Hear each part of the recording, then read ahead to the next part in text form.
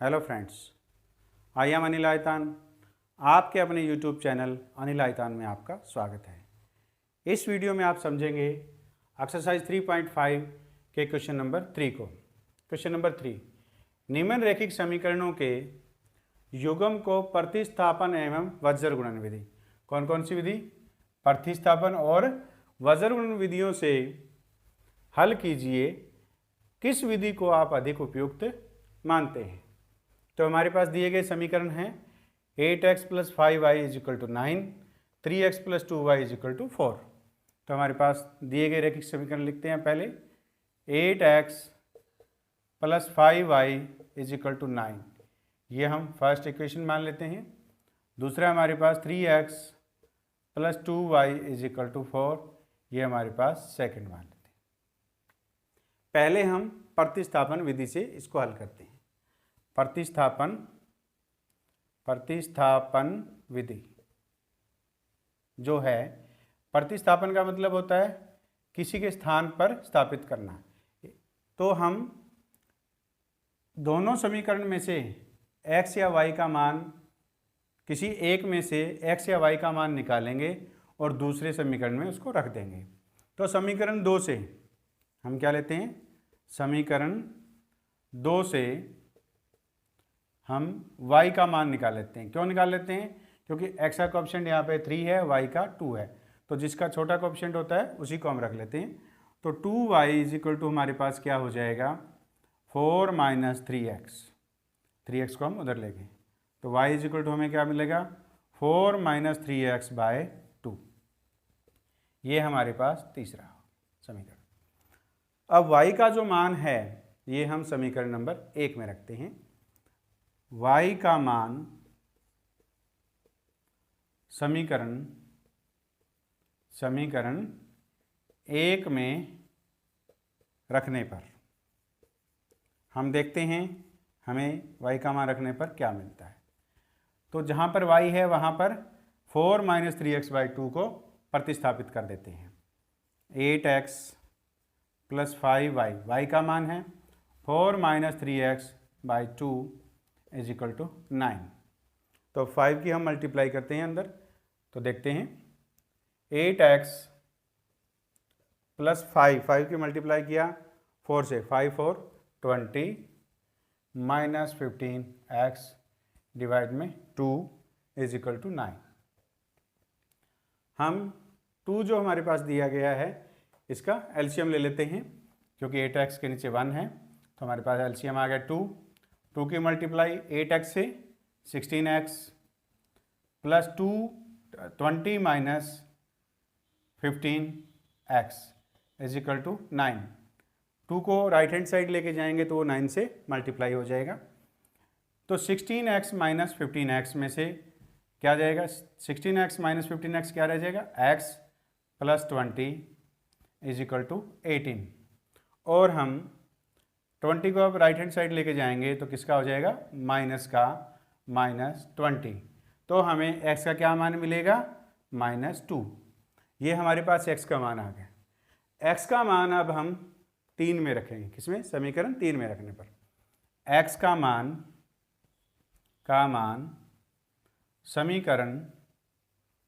समीकरण 3 में रखने पर हमें किसका मान मिल जाएगा? y का मान मिल जाएगा। तो y बराबर हमारे पास क्या है? 4 - 3x / 2। तो हमने x का मान रखेंगे, क्या है हमारे पास? -2, -3 - 2 / 2। तो हमें क्या मिलता है?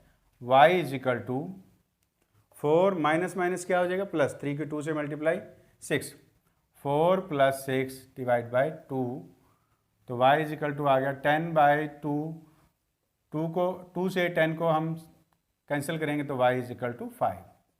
तो अतः हमने प्रतिस्थापन विधि से दिए गए रैखिक समीकरण का हमने हल करना है।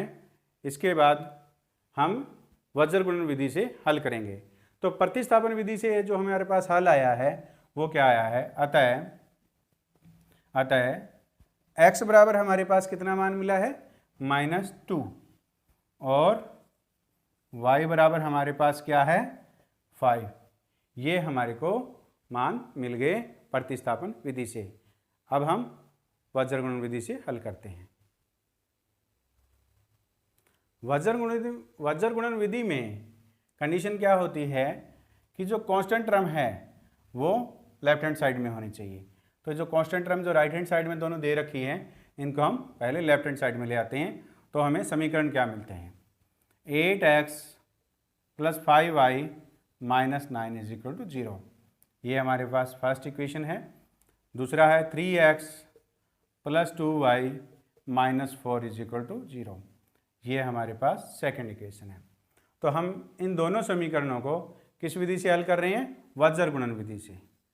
वज्र गुणन विधि। वज्र गुणन विधि में हमारे को a1 a2 b1 b2 c1 c2 की वैल्यू चाहिए। तो हमारे पास a1 की वैल्यू कितनी है, a1 होता है फर्स्ट इक्वेशन में x का कोएफिशिएंट 8, b1 y का कोएफिशिएंट 5 और कांस्टेंट टर्म -9। और सेकंड इक्वेशन में a2 की वैल्यू है x का कोएफिशिएंट हमारे पास 3, b2 2 और c2 जो हमारे पास है -4। तो x के डिवाइड में हमारे पास क्या होता है, b1 b2 c1 c2 y c1 c2 उसके बाद a1 a2 और 1/a1 a2 और b1 b2। अब हम इसमें x के डिवाइड में, y के डिवाइड में और 1 के डिवाइड में जो a1 a2 b1 b2 c1 c2 है, इनकी वैल्यू पुट करते हैं। तो x डिवाइड में हमारे पास b1 b2 5 2 और c1 c2 हमारे पास -9 -4 y के डिवाइड में c1 c2, यानी इनको रिपीट करना है -9 -4। उसके बाद a1 a2 है 8 3 1 a1 a2 यानी जो लास्ट में लिखा हुआ है इनको रिपीट कीजिए 8 3 और b1 b2 की वैल्यू 5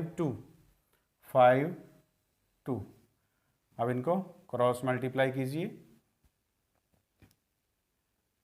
क्रॉस मल्टीप्लाई करने पर x के डिवाइड में क्या आता है, 5 को -4 से मल्टीप्लाई किया तो क्या आया -20, माइनस 2 को -9 से मल्टीप्लाई किया तो क्या आया -18 और प्लस माइनस यहाँ पड़ा है तो माइनस माइनस क्या हो जाएगा +18।